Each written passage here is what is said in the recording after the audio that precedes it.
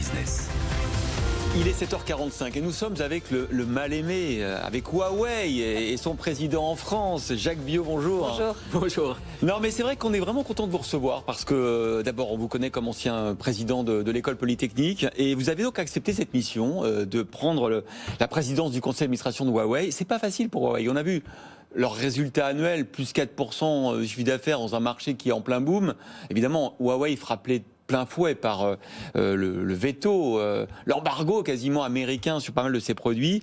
Huawei qui se recentre sur la Chine, hein, ils l'ont dit hier, mais Huawei qui continue quand même à parier sur l'Europe, sur la France, avec cette usine dont vous allez être le chef de chantier hein, en Alsace, pour fabriquer des équipements, notamment pour la 5G. Vous avez accepté pourquoi cette mission de représenter Huawei en France? J'ai accepté avec un grand plaisir et je vais vous l'expliquer. On n'est pas en train de se recentrer sur la Chine. Hein. D'ores et déjà, je tiens à préciser que Huawei reste une entreprise internationale complètement tournée vers les marchés internationaux. On est présent dans 170 pays. Oui, mais ils ont quand même dit hier qu'effectivement, le marché chinois était une priorité. Oui.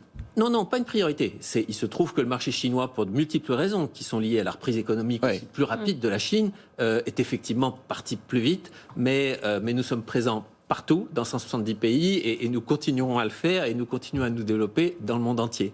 Alors, le plaisir, si vous voulez, je crois que les résultats que vous évoquez, qui sont bons, hein, je dis effectivement, on est à plus 3,8%. Oui, mais par rapport au marché... Plus de 3% sur le marché... sur la téléphonie mobile, vous avez reculé hein, dans le classement. Alors, on va y revenir, parce qu'il y a les chiffres, et puis il y a ce qui est derrière les chiffres. Alors, derrière les chiffres, il y a deux choses. Il y a d'une part la confirmation de la validité d'une stratégie, qui est inscrite dans le long terme.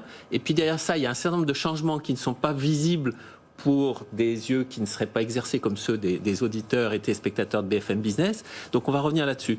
Si vous voulez, confirmation d'une stratégie, et c'est pour ça que je suis rentré dans ce groupe, c'est une stratégie qui repose d'abord sur la recherche-développement. Oui. La foi de Ren Zhengfei, notre fondateur, c'est vraiment l'idée que la recherche, et notamment la recherche fondamentale, ce qui est très rare chez les chefs d'entreprise, tire le business. Bon. Deuxième grande valeur, c'est le service aux clients. On a une réputation exceptionnelle auprès de nos clients, que ce soit les clients industriels, clients consommateurs. Donc ça, c'est la deuxième chose. Donc grande attention au marché. Et donc, si vous voulez, c'est vraiment des éléments qui sont extrêmement, qui nous confortent. Alors les choses qui changent, et c'est ce que vous voyez encore, juste si vous avez l'œil exercé, c'est qu'il y a beaucoup de choses chez Huawei au-delà de simplement les téléphones. Bien sûr. Et que, si vous voulez, on n'a pas investi la voiture autonome. On n'a pas investi, si vous voulez, 10% de notre chiffre d'affaires cette année, plus de 15% hein, de notre chiffre d'affaires en R&D depuis des décennies, sans avoir une capacité, enfin un nombre d'idées. On regorge d'idées et on est vraiment là pour assurer une numérisation heureuse de la société, une numérisation qui permet à la société d'être plus efficiente, d'être, en particulier dans le domaine de l'énergie, mais aussi dans le domaine de l'agriculture, dans tous les domaines. Vous avez fait le choix de la France, donc, avec cette usine européenne, première usine européenne qui va être faite en Alsace. Qu'est-ce que vous allez fabriquer? Première usine même dans le monde pour la fabrication de stations de base. Donc, ce qu'on va fabriquer, ce sont ces stations de base qui assurent le lien entre votre téléphone et le réseau, et qui vous permet de vous connecter au réseau. Donc, c'est quelque chose qui est un produit assez complexe. Mais comment vous allez faire alors même que sur la 5G, de plus en plus de pays européens vous mettent des bâtons dans les roues? En France, l'autorité de régulation accorde au goutte à goutte les autorisations de... Alors, je vous arrête. On continue à vendre et à vendre très bien des équipements 5G.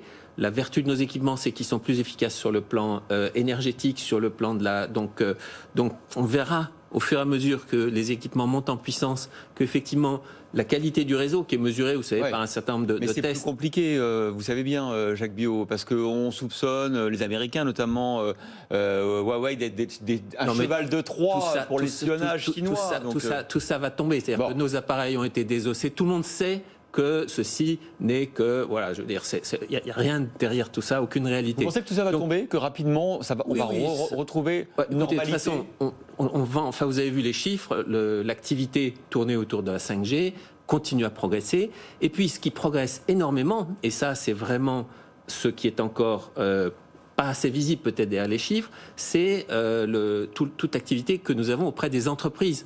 Parce qu'au fond, ce que nous savons faire sur la 5G, ça s'applique aux réseaux, aux opérateurs, mais ça s'applique aussi aux entreprises. Et donc, nous développons des services qui sont extraordinairement appréciés pour l'automatisation des ports, des grandes entreprises. Et donc, on a de plus en plus, on sert dans ce domaine-là 253 entreprises dans le Fortune 500. Donc, plus de la moitié des entreprises du Fortune 500 sont des clients de Huawei dans le domaine de nos produits entreprises. Mais ces nouvelles activités, vous parlez du cloud, de l'intelligence artificielle, des services aux entreprises, l'efficacité, la bascule va se faire à quel terme ?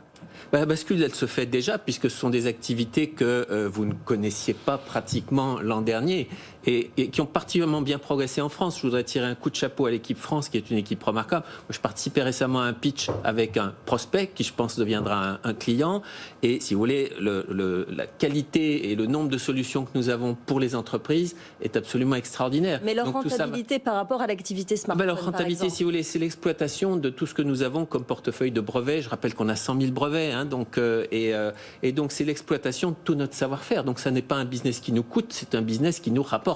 Vous avez vu d'ailleurs que les résultats sont tout à fait positifs. Est-ce que vous êtes touché aussi par la pénurie des semi-conducteurs dans le monde ? Oui, alors ça c'est quelque chose qui a été reconnu hier par Ken Hu qui a annoncé nos résultats, c'est qu'effectivement nous sommes touchés par la pénurie de semi-conducteurs et c'est ce qui fait qu'effectivement nous développons d'autres, y compris dans l'activité pour les consommateurs, d'autres dispositifs. C'est-à-dire que là encore, on n'est pas seulement sur les téléphones. Il y a en gros, si vous voulez, un parc aujourd'hui d'1 milliard de dispositifs Huawei qui se promènent dans le monde.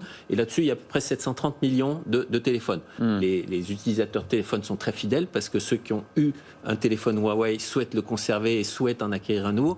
Mais on développe tout un écosystème autour de ça qui va fonctionner sur notre système d'exploitation Harmony et qui va permettre d'interconnecter tout ça de la façon la plus transparente possible. Quand on vous écoute, on se dit cette usine alsacienne, on a envie qu'elle produise autre chose que des téléphones et des équipements 5G, peut-être autre chose. Alors on va déjà commencer par faire nos stations de base. C'est déjà 1 milliard de valeur ajoutée qui est apportée à l'économie française, 300 emplois et donc effectivement on sera déjà très heureux de vous inviter à l'inauguration. Qui sera quand ? Donc on a annoncé qu'elle commencera à produire en 2023. Merci Jacques Biot, président du conseil d'administration de Huawei France, d'avoir été l'invité de Good Morning Business.